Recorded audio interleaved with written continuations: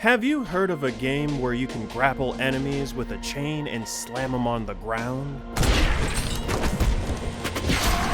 Or a game you can throw a bow at somebody, catch it, and then do a 180 shot? Or a game that lets you freestyle like this?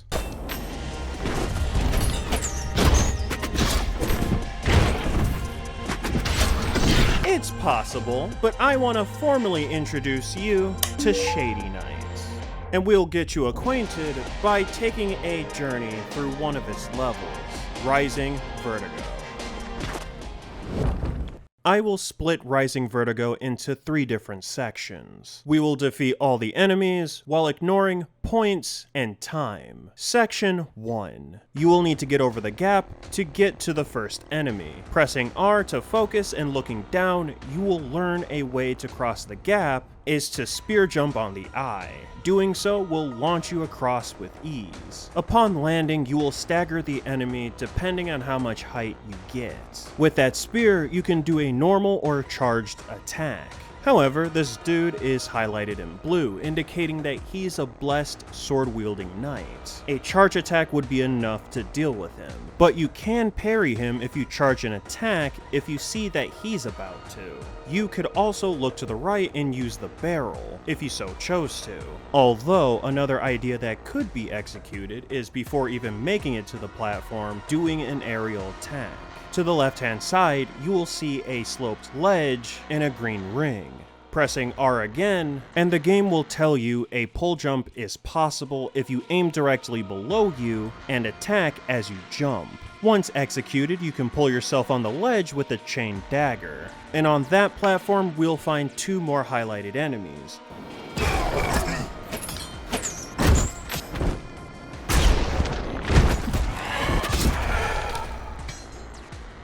After all that's said and done, poke the eye to move on to the next section. Section 2. A blessed and normal lancer will spawn in a decently sized area with a lot of barrels. You can go for the blessed lancer first, because he's closer, or the normal one because he's easier to defeat. That choice is up to you. So with this one, I recommend the pole jump to attack.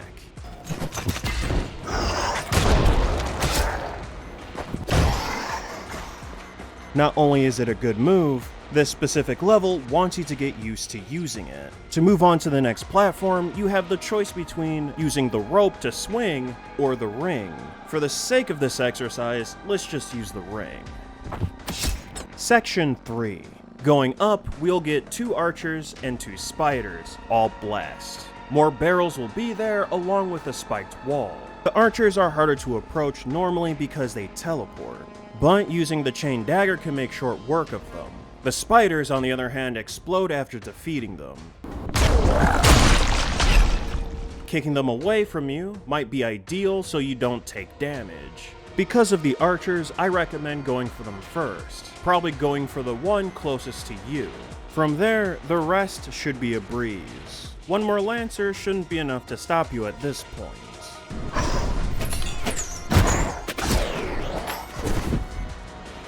All you have to do is break the orb.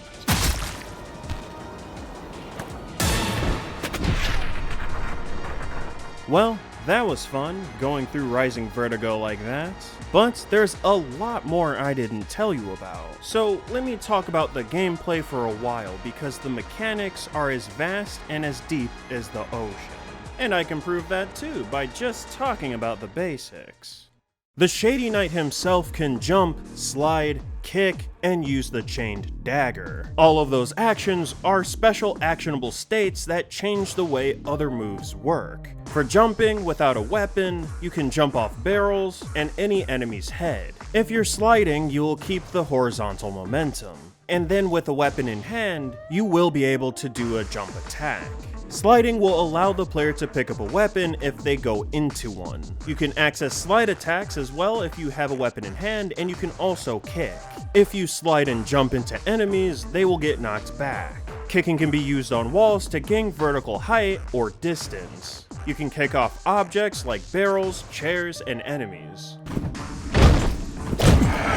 While grounded, you can knock back enemies. However, not all enemy types can be knocked back immediately, such as blessed enemies and the heavies. You can also kick objects, like barrels and weapons, into enemies too. And if you need some time to think about what you need to do with that kick, you can hold the button to slow down time for a brief moment.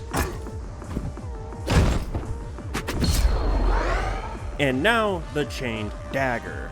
The first time using it, you'll be able to pull yourself on the glowing rings. On an enemy or object, tapping the button grounded will pull them towards you. Tapping it airborne will make you go in the direction of the chain. Holding the chain on an object or enemy while grounded, while they are in the air, will slam them on the ground. While holding the chain on somebody, you can press the kick button to fly towards them. Lastly, there's a focus mechanic where you can slow down time whenever you want. When you use focus, it drains your rank. In order to get a higher rank, you must defeat enemies in different ways. Keeping the multiplier going is also important to maximize your points. Like I said at the beginning, everything I told you were the basics. I'm not including weapons such as the sword, bow, spear, shield, and barrels and pots. They also have a level of depth that I wasn't expecting when I was playing it. Though I will tell you this, all weapons can parry gravity. Just like another upcoming game that I know of. Shady Knight, to me, is one big funhouse or playground that rewards you for experimentations. Each level is one vertically inclined, abstract structure that is handcrafted. No matter how the level is built, all of them have the same simple goal of getting from point A to point B. You can do this in so many ways too. You are given a bunch of tools to complete that level in any way you see fit. That's why I'm able to describe Shady Knight's gameplay with one word: freedom. Expressive also works in this scenario as well. Going back to Rising Vertigo, I had to put limits on showcasing the level because without it, the game goes crazy. In that first section alone, you can go about achieving that goal with those limits in so many different ways, and it can change if you add whether or not you want to go for the highest score or go for the fastest time. You can choose to beat the game only using barrels, you can choose to ignore the mechanics of Rising Vertigo 2, and not to mention, you can just ignore everything about the level and just go up. Just remember, throw, catch, kick, repeat. You can beat any level however you want, just break the orb at the end. I can appreciate the game design for Shady Knight for that reason.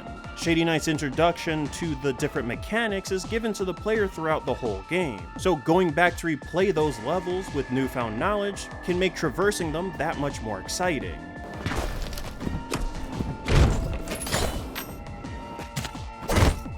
There's even a training mode for you to practice specific stuff so you can get the perfect run. The core gameplay for Shady Knight is just that good. But I was curious, where did the inspiration for Shady Knight come from? According to the developer, the main inspiration came from Dark Messiah of Might and Magic. To quote cptnsigh directly, DM is an action RPG, but I'm sure most people remember it for its unique and visceral melee fights, with a few extra fun magic abilities. Personally, I haven't found a game that doubles down on a similar combat experience with contextual moves and physical chaos. While I haven't personally played Dark Messiah of Might and Magic, I can definitely see it at a surface level looking at its gameplay. Now, let's shift our focus to the presentation of Shady Knight. The presentation of Shady Knight is wonderfully atmospheric for a game as action-packed as this.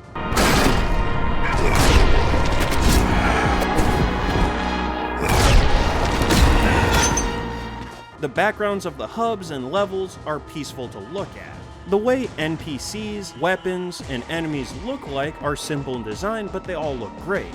What I believe is the best part about the presentation is the music. However, it's not just the track themselves, but how they are used. The music itself is used as a reward. When you start a level, you won't hear anything besides your footsteps and other sounds. But as you fight and do well, regardless if you've gotten hit or not, you will hear more of the music. And being able to achieve this is super satisfying.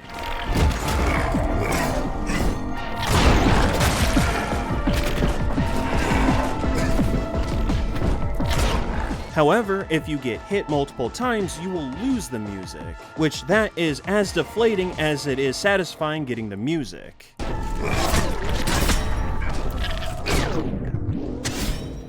I find all the tracks to be great, and fit the mood of combat quite well, so I was motivated to do well so I can hear them, especially to feel that rush. When it comes to presentation, the worst thing about Shady Knight is that the crosshair isn't noticeable enough. If I'm using any projectile in a first-person perspective game, I want to know exactly where I'm aiming that object. I know there are people out there that would prefer to have the crosshair to be smaller or even non-existent because it's obstructive to them. However, I think being able to adjust the crosshair for everybody just works better. The fact that I couldn't adjust the crosshair didn't ruin the game for me, so that's not a big deal. So now let's talk about the story of Shady Knight. So you, the Shady Knight himself, walks towards the door while passing allies. When you get to the door at the end of the hallway, the Cursed Knight breaks down the door, wiping out your whole squad.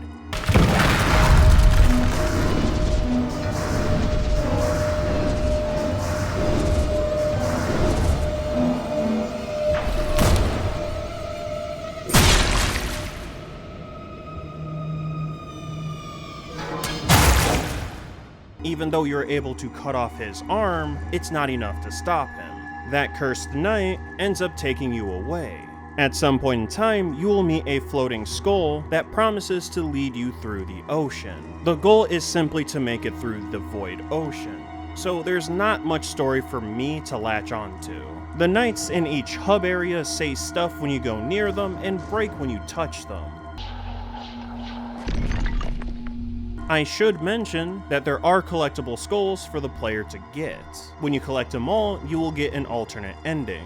While I felt it was safe to assume that the story wasn't the focus for Shady Knight, I still wanted to ask cptnsigh if that was the case, and it seems like I was correct. To quote him directly, he said that he's not very good at world building or storytelling, but he can spend days running around an empty map testing a single ability to make sure it feels right. And yeah, I definitely feel like Shady Knight made up for its light story with its combat.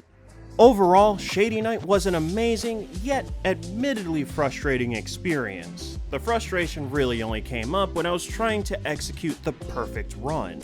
Well, perfect to me at least. When asking cptnsigh about the development of Shady Knight, he did mention that he used to joke that he'd been waiting for a sequel to Dark Messiah for so long that he spent years making his own. And while that story is funny in its own way, it's pretty common. Those developers tend to love a very specific feature of a game and wonder why another hasn't been made in its ilk. And so they'll say something like, "I'll do it myself." And whenever I hear a story like that from a developer, it always brings a smile on my face. That said, if you love the idea of a hack and slash giving a ton of freedom to express yourself as a player, then I highly recommend Shady Knight. The game itself is normally $19.99.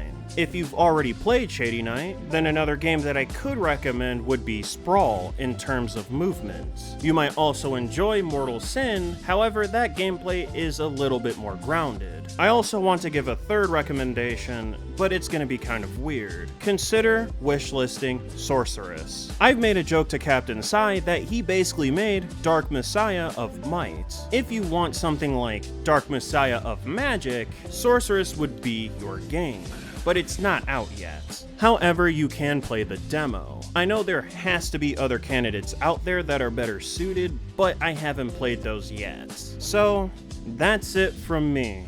I will see you in the next one.